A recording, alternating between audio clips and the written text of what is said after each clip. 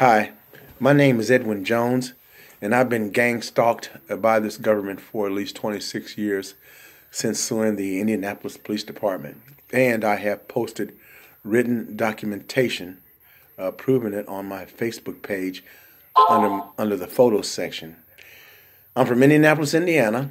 I graduated from Indiana State University in 1973 with a Bachelor of Science degree in Business Administration with a major emphasis in economics and insurance. My first job out of college was as a loan officer / collector at Morris Plan Savings and Loan. Since then, I've been a retail store manager for a Payless shoe store, an instructor of diesel engines and automatic transmissions for Detroit Diesel Allison, an instructor of Okinawa and Ishinryu Karate, and affirmative action officer for Indianapolis in 1975. That was just a summer job.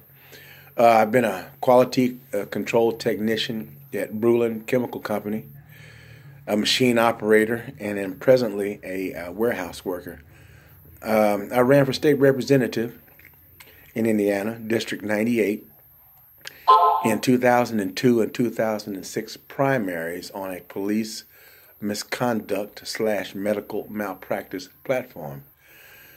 I've been a vocalist in several bands for 50 years and have played guitar and sang as a volunteer in nursing home for the last 25 years, basically to keep my sanity. My home's paid for. I live alone. I've got a Facebook page, as I said before, Edwin Lewis Jones, with posts and photos for you to see.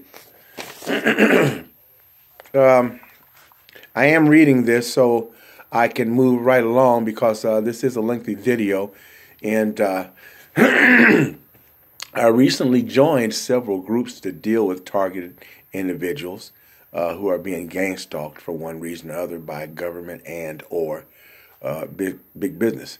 And what I found out that usually being a whistleblower or a potential whistleblower will get you gang stalked, as I have been.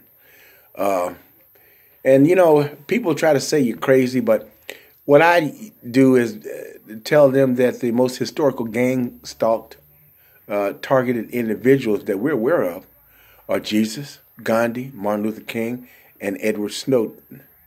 All attempted to change the status quo by speaking truth to power. They were all followed, watched, had their inner circles infiltrated, and were ultimately killed, except for Snowden. But you can believe the government is working on that right now as we speak. I did not know prior to a few months ago that there are 2 to 3 million of people just like me who are suffering similarly in America today. The methods used by the perpetrators on targeted individuals are unlimited. Murder, medical malpractice, social isolation and manipulation, legal manipulation, manipulation of the media, manipulation of family, covert home invasion, and electronic trauma are but a few that have been attempted and accomplished in my case and indeed in others. Others I have talked to have experienced directed energy weapons that produce wounds, that produce mental images and sounds. Fortunately, I haven't heard voices yet, but I do believe those who say they do because, you know, I've seen the technology out there and it exists. I have only experienced things of a social and a medical nature.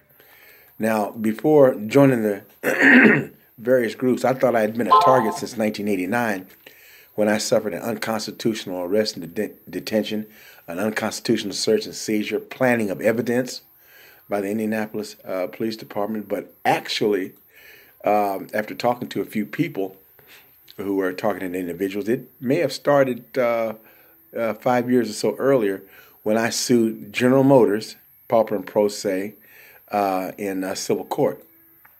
The trial was held in Sarah Evans Barker's federal district court. She allowed people legally summoned to skip that trial. I was representing myself, so they could do just about anything they wanted to me. That should have been my first clue. She dismissed my claim with prejudice, saying in a terse manner, "You've had your day in court." Barnes and Thornburg, the largest and most powerful law firm in Indiana at the time, were representing General Motors against me. Now, we'll get back to that. Excuse me.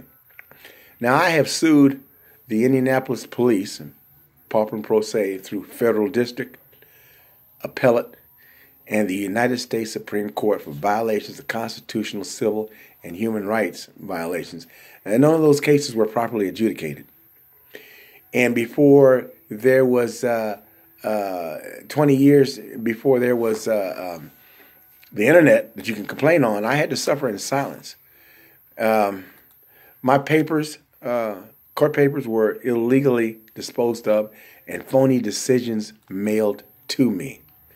Now, since they knew this and they wanted to silence me, so, my knowledge necessitated silencing and isolating me. And I couldn't and still can't get an attorney to represent me or get any member of the media to cover my written proof on this subject. For example, 21 certified letters, return receipt, to each employee of the Indianapolis Recorder newspaper asking for an investigation into unconstitutional acts by the government were lost by the Brightwood post office. Yeah, that's what I said. They were lost. But I kept the certified receipts, and they're on my Facebook page under photos. Also on my Facebook page under photos are letters to the FBI, the Justice Department, senators, attorneys general, and even every president between 1990 and 2009 asking for an investigation into constitutional, civil, and human rights violations. They all advised me to get an attorney. Can you believe that? I mean, that's pretty much in your face. But the best one, and you've got to search my photos for it, was a letter from Bill Clinton's White House saying that the White House cannot get involved in legal matters. I'm not kidding. A copy of that letter and all other letters is on my Facebook page if they hadn't been taken down.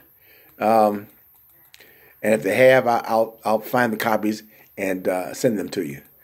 The good part is these days I don't have casual sex anymore. I don't consort with people who do drugs. I exercise regularly, and I have a well-balanced diet. I don't go to Christian churches anymore, and every time I see a black woman, she's a perpetrator to me, or she will be sometime in the future. That's how it always works. And this is what I suffer from the government most of all. Social things of a social nature. And even though I'm not doing anything wrong, neither did Jesus, Gandhi, or Martin Luther King. These people refused to fall on their own swords, and guess what? They were killed anyway. So I'd much rather die on my feet than on my knees. My only desire right now is to reconnect with my granddaughter who is being kept from me. I have no family, no friends. Now Legal Shield is working with me on that. I'm not hopeful about the outcome, but I've got to try. Because one day she may ask me, "Hey, Grandpa, where you been?" And I want to show her that I tried to see her, but circumstances were under my control. Now, let's get to the real story. If you are a musician, you're aware that drugs, sex, groupies, and alcohol are part and parcel of the music scene. And I did participate. However, in 1989, I wasn't aware of what crack did to people and how it made them act. I never thought I had to watch somebody who left the bedroom. Looking back, however, this person that was in my home at the time was home before, and this may not have been a random act, but planned beforehand after I had sued General Motors. We'll never know, but it's one of those things that I wonder about. But anyway, she was there in the bedroom, and she left the room supposedly to go to the bathroom. When she returned, she had my kitchen knife behind her back and tried to stab me with it. I guess she wanted, the whole $200 in my pocket. I fought her off, tossed her out, and left the knife lay where it was at, still with her fingerprints on it. I just knew the police were coming, so I waited. They didn't come for day 1, day 2, they came on day 3. And I was arrested for rape without an explanation at the time of the arrest. Now, when I saw my attorney, Ali Talib, who was a friend of mine for years, he said, her story is just full of holes and she has robbed men before. And I said, oh, excuse me. So that was planned. And that's when I made my biggest mistake and threatened to sue the police while I was still locked up. That was the huge mistake. After I said that, my attorney started to behave uncharacteristically nervous. I demanded my discovery papers from him, and then he quit immediately after giving them to me. When I looked at the papers, I saw total fabrication. The lies that they told were astounding. They were inherently unbelievable. They made no sense. The police helped her perjure herself and just made up a story that would have been unbelievable for a 5th grader. None of the papers were in affidavit form as required by law. The affidavit for probable cause was not signed by a judge but by a prosecutor, which is expressly forbidden by state and federal law. Statements by so-called witnesses and police involved, they were not signed. Nothing was signed and sworn to. And then I discovered that the judge assigned to the case was a black female judge that I went to college with at Indiana State University. That was before she went to Ohio State to go to law school.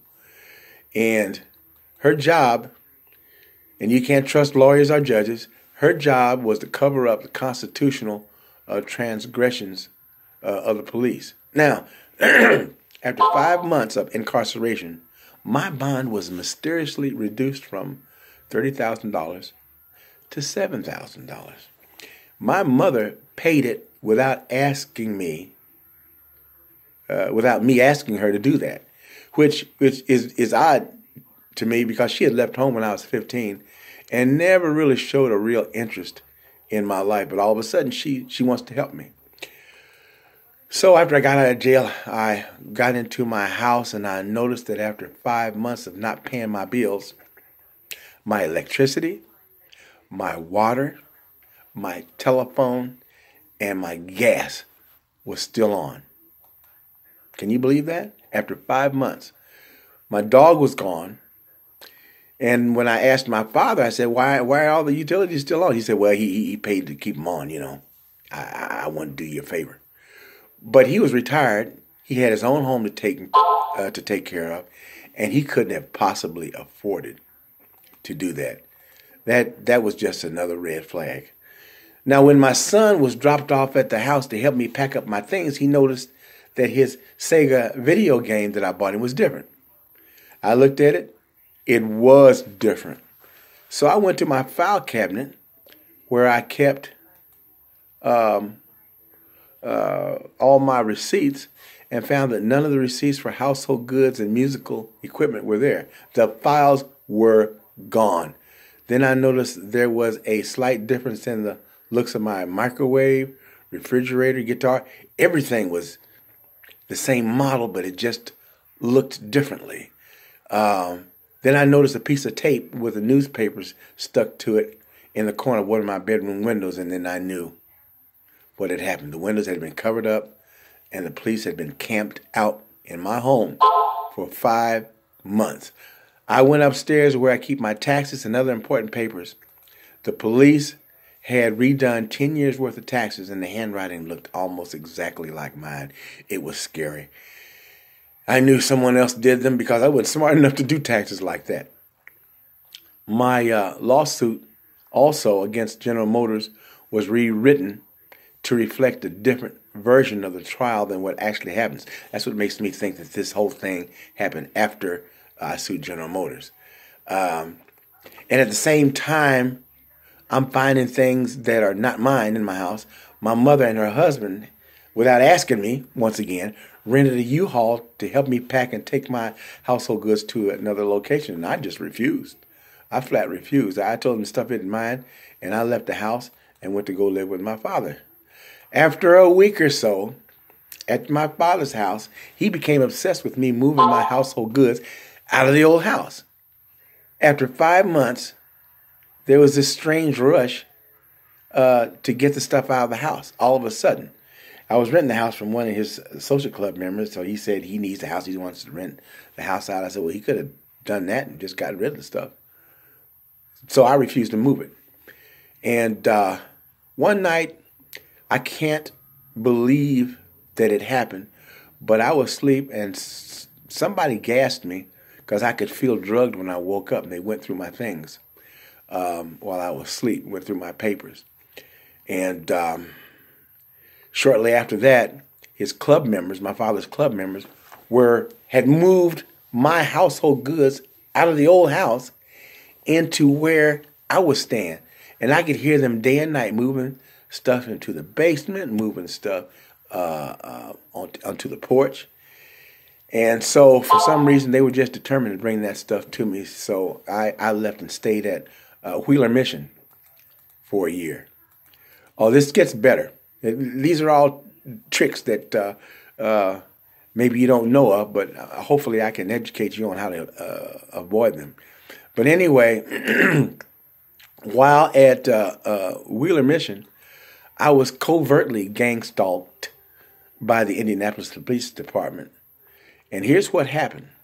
The director asked me to watch the front desk one night, and he gave me instructions not to let anyone in without a police car or an ambulance visible. In addition, I was to let a nurse in at 7 a.m. because she was supposed to give shots or something like that to the residents. Well, that night I got a call saying, this is IPD. Well, it was a woman's voice. This is IPD, and we're sending the homeless man over. Please let him in. I told her I'll let him in if I can see him get out of a police car where I can take the car's number and your badge number. She sent him anyway, without a police car. I refused to let him in. She called back. This is IPD. You didn't let him in. And I told her I need to see him get out of a police car. If he does, I'll let him in. He came back around, no car. I refused him entry. So I suspect that had I let him in and violated protocol, he would have assassinated me right there on the floor. I would have been alone. And then the nurse would have conveniently found me dead or finished the job if I wasn't. Oh, this is good stuff here. Now, after surviving the mission for a year, I moved into a real estate office at the top in a little single-room apartment and got a job at a chemical company. I worked there for about 10 years, and during that time, I paid cash for a house and a car and sued IPD all the way to the United States Supreme Court. I couldn't find an attorney to represent me, even though I had proof of constitutional rights violations. So I filed pauper and pro se in federal district court, and guess who the judge was? Yeah, you guessed it. It was Sarah Evans Barker, the same judge that threw my case out when I sued General Motors. And she said that I didn't prove my case, even though I included state's discovery showing prima facie evidence that a fifth grader would have been able to recognize.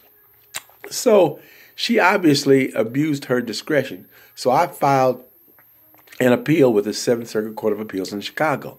I had to mail the papers. The appeal was denied, but I doubt that it was even adjudicated. It probably didn't even make it to the court.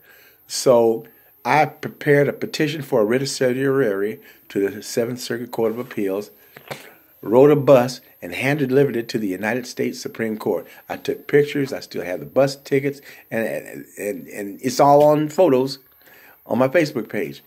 It was denied. I waited for a year to ensure all United States Supreme Court publications were published, and the United States Supreme Court never filed my papers. Then they sent me a phony decision. Now, This is where I can prove that I filed it. See the date? Okay? And this is the phony decision. If you can see that. The phony decision that they mailed to me. This is on my Facebook page under photos also. That is, like I said before, in case that they haven't taken them down. And so now I can prove fraud and deceit in judicial proceedings from the Indiana State Court to the United States Supreme Court. So now they really got to keep me as quiet as the proverbial tree that falls in the forest. And I have been covertly separated completely from mother, father, brother, son, and granddaughter. Every church that I attended, made me feel unwelcome, more isolation. I could not find any work commensurate with my level of education or experience except manual labor. When I got a girlfriend, they would act very differently towards me after a few weeks or a few months. And it became very apparent that I was being socially manipulated, but in ways that I could not prove. So one day, on my way to get periodontal work done by Dr. Brian J. Roy, I was struck by a car carrying two men. They pulled out of the juvenile center driveway, another police station, hit me, spun me around, and then pulled right back to the driveway and sat there. They never got out of their car while others were getting out of their car to see if I was hurt. They missed killing me by only a few feet. Now, when I rescheduled my appointment with Dr. Roy, and they know which route I took the same route because I'm not thinking. But anyway, I get in his chair and he says, I'm going to take your GQ smile. And we had been joking before then, but I didn't know that he wasn't joking. And he took a chunk of flesh from between my teeth, right here, that caused my teeth to drift. And that was in the early 2000s. And I sued him, but the trial was held in a place away from the public. And once again, he was legally summoned but not compelled to appear. Do you see a pattern here? And that's how the courts work. Whether you have a public defender, a private attorney, or you do it yourself, once they've made up their mind not to give you any justice, they do everything that they can to prevent that. And it doesn't matter if it's blatant or not. This just has gone on, and it keeps going on. Now, I play guitar everywhere I can. It kind of keeps my spirit up. Even at the IU, Indiana University School of Dentistry. And I played there for 7 or 8 years for the patients there. Everybody loved it. The staff loved it. But all of a sudden, the staff stopped coming around and jamming to my music. And the last time I was there getting my teeth cleaned, a black guy shouted, You can't play that stuff here. You should have been playing it downstairs." Real loud and mean and boisterous. And he shocked everybody else because they were getting into my music. And one guy even tried to tell him to shut up, but I said, "No, don't do that. I'll put my guitar up." Now, this is why I was entertaining other patients. Now, that's gangstalking at its finest. When they confront you verbally, violently, that's gangstalking at its purest. I didn't respond angrily. I've been doing a lot of meditating at my Buddhist center, and I was pretty much prepared for it. I just put my guitar up. But after I got my teeth cleaned, I remember that I left my leather jacket at the cleaning booth. I called back, but they said they couldn't find it.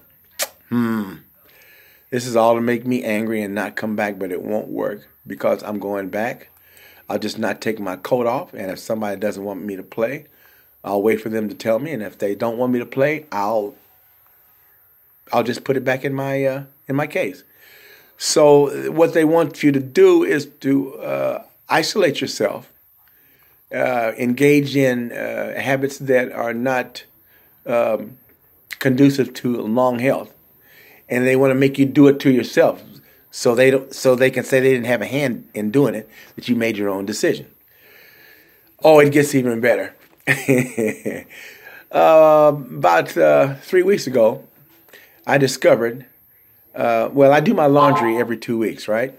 So one morning I got up to do my laundry, and I found my washer had been filled up. It had a pair of dirty underwear floating in it. It was set on a cycle, permanent press, that I never use. And then they turned it off after they filled it up. So someone had been in my house, for God's sakes. And the neighbors had to have seen them. I have experienced a couple of neighbors threatening my life. It's just been incredible. Now, the only times that I wasn't gang stalked was during the few years I went back to associating with women in the street and partying hard. However, I had to stop that. Like I said, I want to die on my feet and not on my knees if that's coming. So I stopped partying.